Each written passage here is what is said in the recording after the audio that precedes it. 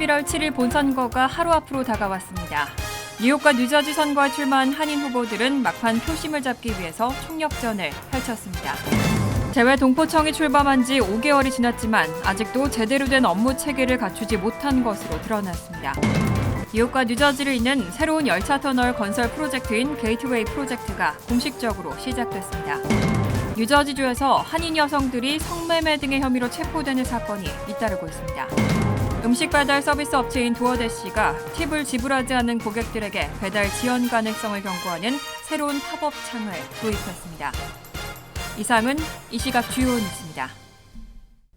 시청자 여러분 안녕하십니까? KBN 뉴스입니다.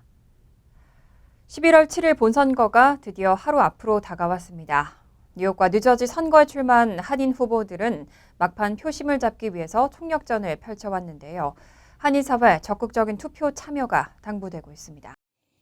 뉴욕시는 이번 선거에서 시의원 51명 전원과 퀸즈 검사장 등을 선출합니다. 한인 후보는 현역 23선거구 시의원인 린다이와 26선거구 시의원 줄리원이 재선에 도전합니다. 퀸즈 오클랜드 가든, 베이사이드 힐스, 프레시 메도 등을 포함하는 23선거구에서 민주당 린다이 의원은 공화당의 버나드 차우 후보와 대결합니다.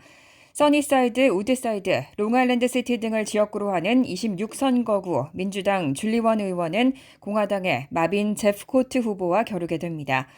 뉴저지주에서는 더 많은 한인 후보들이 유권자들의 표심을 기다리고 있습니다. 뉴저지 주 하원 의원인 앨런 박 의원은 뉴저지 주 하원 37선거구에서 재선에 도전합니다. 각 타운 시장과 시의원 선거는 더욱 치열합니다. 한인 시장 후보는 모두 3명입니다.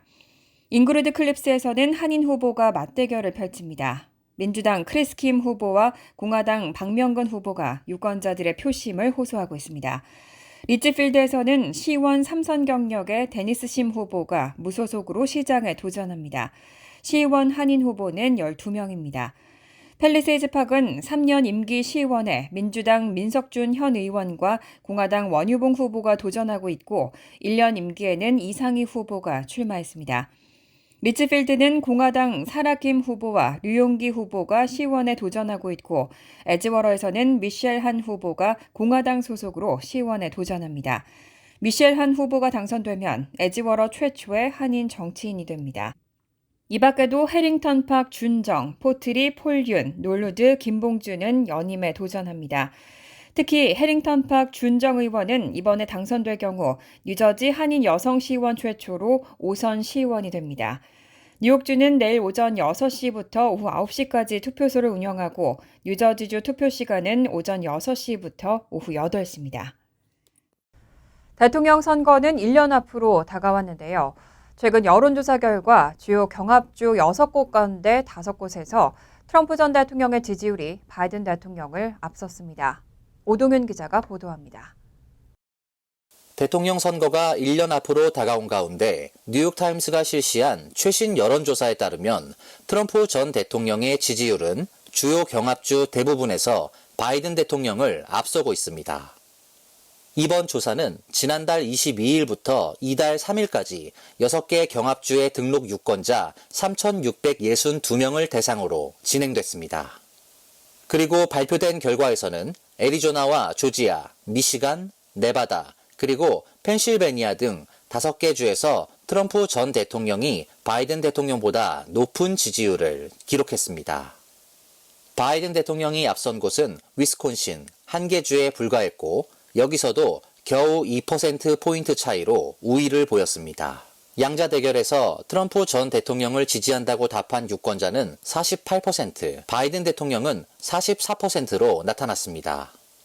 뉴욕타임스는 이번 여론조사를 통해 바이든 대통령이 고령과 경제와 외교, 이민 등 다양한 현안과 관련해 유권자들의 불만으로 고전하고 있다는 사실이 드러났다고 평가했습니다. 특히 바이든 대통령을 당선시킨 다인종, 다세대 연합도 약화되고 있다고 분석했습니다. 뉴욕타임스는 또 이런 추세가 계속된다면 트럼프 전 대통령이 내년 대선에 필요한 선거인단 270명을 훨씬 웃도는 300명 이상을 확보할 수 있을 것으로 전망했습니다. 선거가 가까워지면서 양측의 전략과 유권자들의 움직임에 전 세계의 이목이 집중되고 있습니다. KBN 뉴스 오동윤입니다. 최근 메인주에서 발생한 대형 총기 난사 사건으로 18명이 목숨을 잃는 비극이 발생했죠. 바이든 대통령은 현장을 방문해 희생자들을 추모하고 총기 규제의 필요성을 다시 한번 강조했습니다. 메인주 루이스턴에서는 지난달 25일 참혹한 총기 난사 사건이 발생했습니다. 전직 군인인 40살 로버트 카드는 이날 볼링장과 식당에서 총기를 난사했고 이 사건으로 18명이 사망하고 13명이 부상을 입었습니다. 이와 관련해 바이든 대통령과 부인 질 바이든 여사는 지난 3일 사건 현장을 찾아 희생자들에 대한 애도의 뜻을 표하고 유족 및 지역사회 구성원들과 슬픔을 함께 나눴습니다. 이날 바이든 대통령은 우리의 정치와 관계없이 이 문제는 우리가 총에 맞아 죽지 않고 볼링장과 식당, 학교와 교회 등에 갈 자유를 보호하는 것에 관한 일이라며 공격형 총기 규제의 필요성을 역설했습니다. 미국에서는 총기 난사 사건이 잇따라 발생하고 있습니다. 특히 지난해 텍사스주 유벨디의 초등학교와 뉴욕주 버펄로에서의 총기 난사 사건은 미 전역에서 충격과 공분을 일으켰습니다.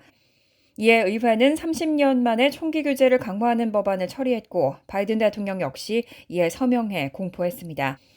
하지만 이 법률에는 바이든 대통령 등이 요구한 공격 소총 및 대용량 탄창 판매 금지 등의 내용이 제외됐기 때문에 총기 규제에 대한 논란은 여전히 계속되고 있습니다. 한국의 재외동포청이 출범한 지 5개월이 지났지만 아직도 제대로 된 업무 체계를 갖추지 못하고 있는 것으로 드러났습니다. 여전히 외교부 직원들이 영사 서비스 등의 업무를 겸하고 있는 상황입니다. 한국 국회 예산정책처가 비효율적인 업무 방식을 지적하고 나섰습니다. 한국의 재외동포청은 지난 6월 공식 출범했습니다. 하지만 출범한 지 5개월이 지났는데도 불구하고 아직 주재관을 파견하지 않으면서 외교부 직원들이 영사 서비스를 담당하고 있는 실정입니다. 한국 국회 예산정책처의 2024년도 예산안 총괄 분석 보고서에 따르면 재외동포 영사 서비스 지원 사업은 이전에 외교부 재외동포 영사 기획관실에서 직접 수행해왔지만 재외동포청 출범으로 관련 업무들이 모두 이관됐습니다. 하지만 재외동포청은 해당 업무를 담당할 주재관을 아직 파견하지 않았습니다. 결국 외교부 소속 재외공관 영사 직원이 필요한 예산 집행부터 실제 업무를 계속 수행하고 있는 상황입니다. 그런데 문제는 재외동포청에 해당 업무를 수행할 직제가 없어 주재관 파견이 불가능하다는 점입니다. 직제 마련을 위해 행정안전부 및 외교부와의 협의가 진행 중이지만 아직 협의가 완료되지 않았습니다.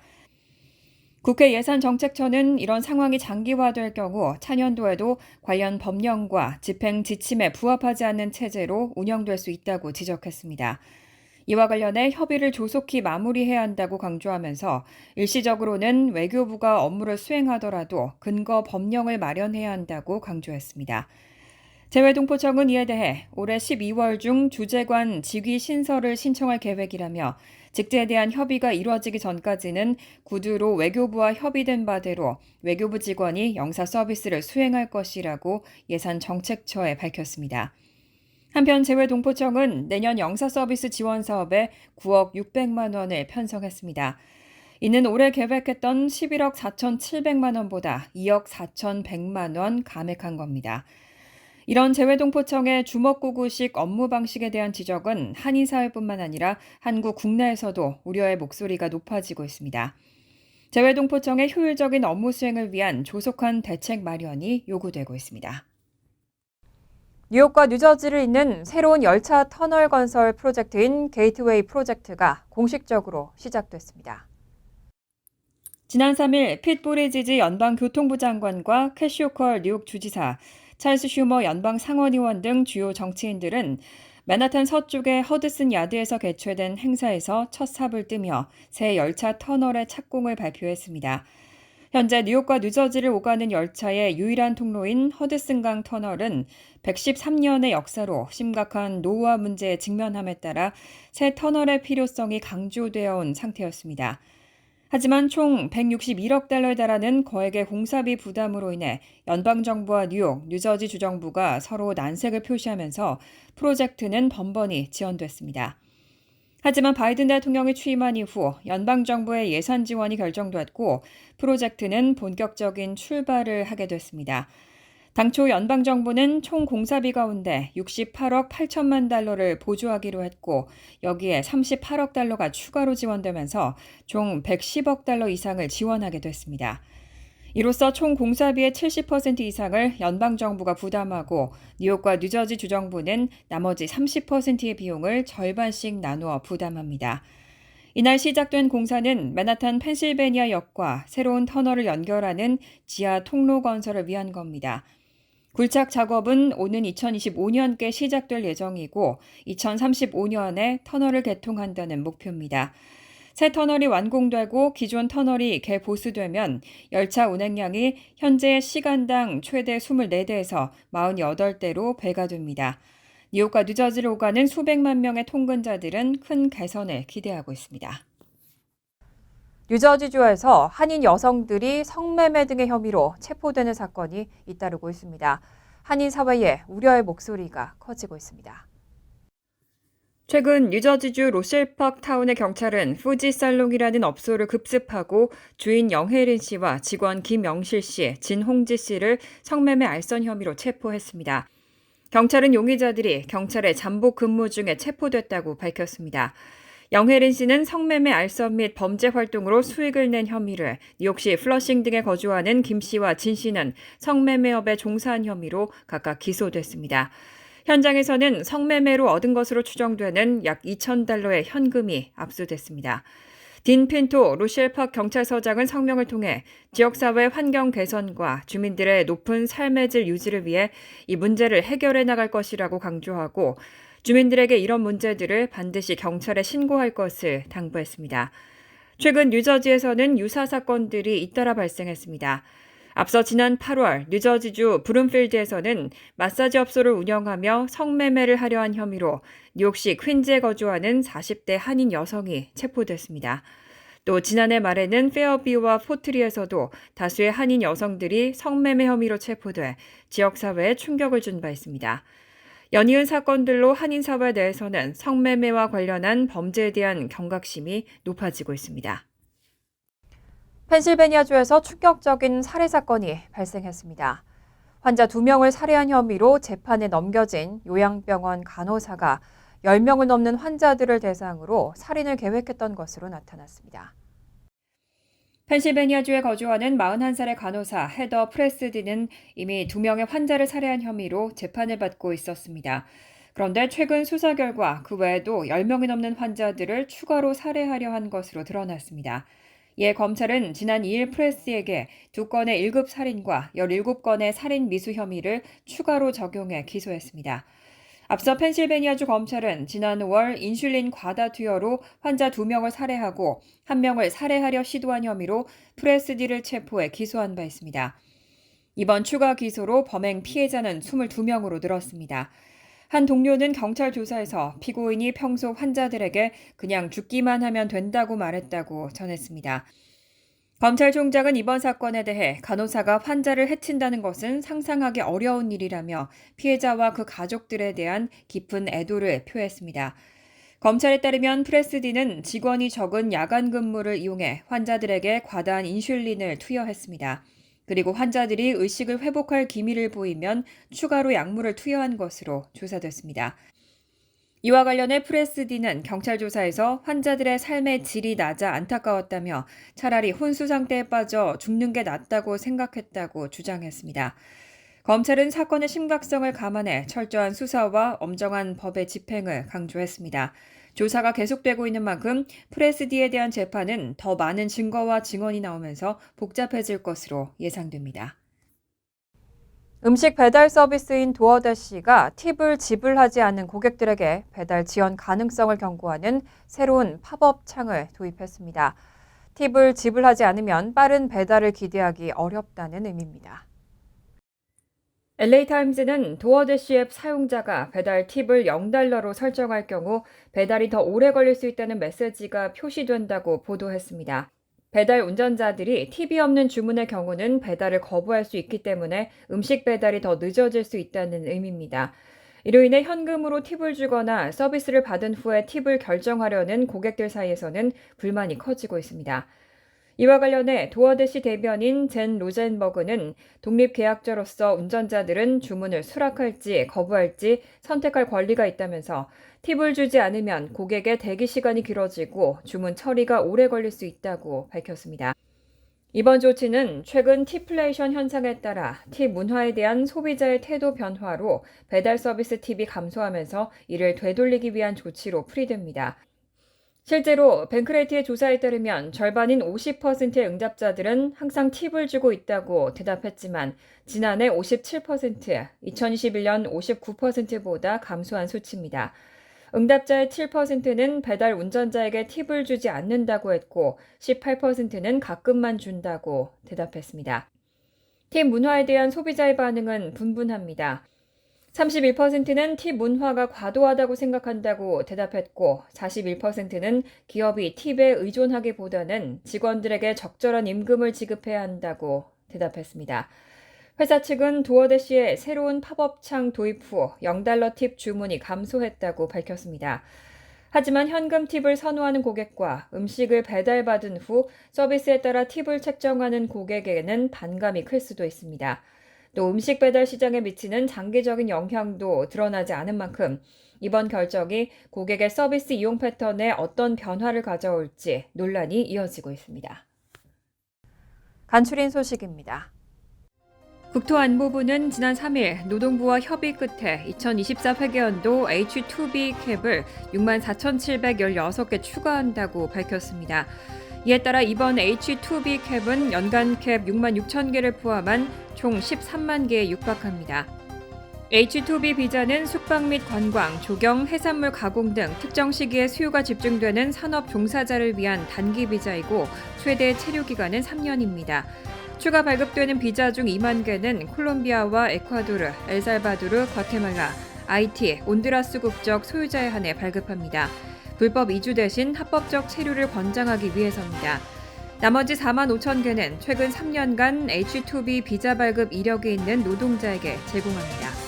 뉴욕총 영사관에 따르면 한국의 IMF 상황에서 입건된 경제사범 중 현재까지 뉴욕과 뉴저지 일원에 체류하고 있는 기소 중지자를 대상으로 오는 12월 31일까지 특별 자수기간을 운용합니다.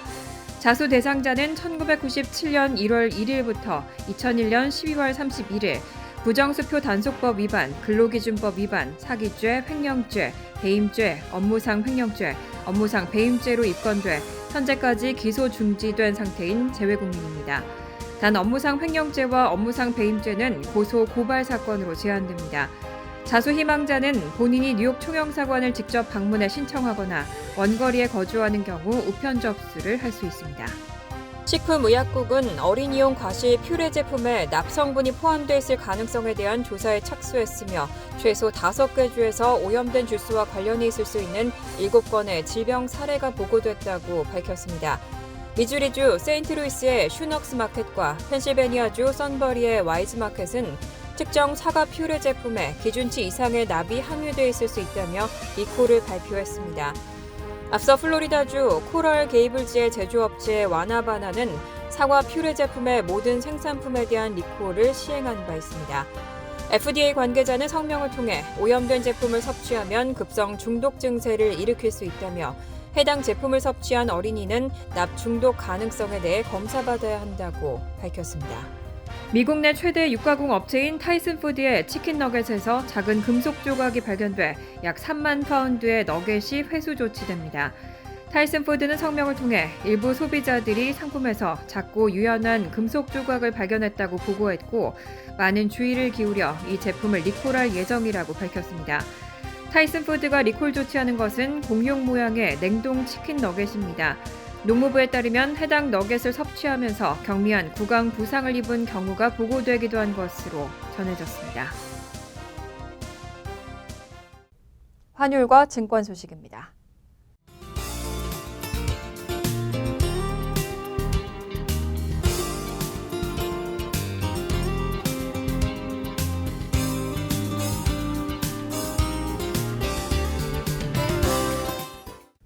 이어서 날씨입니다.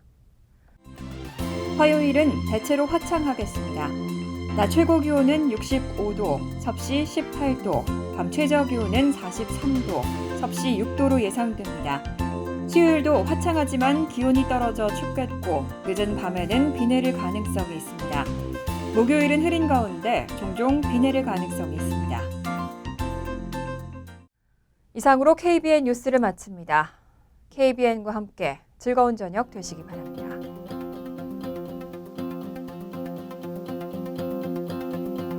미 동부 최대 한인방송 KBN이 제작하는 KBN 뉴스는 웹사이트 mykbn.com 그리고 유튜브와 페이스북에서 다시 보실 수 있습니다. 좋아요, 구독, 알림 설정은 뉴스 제작에 큰 도움이 됩니다.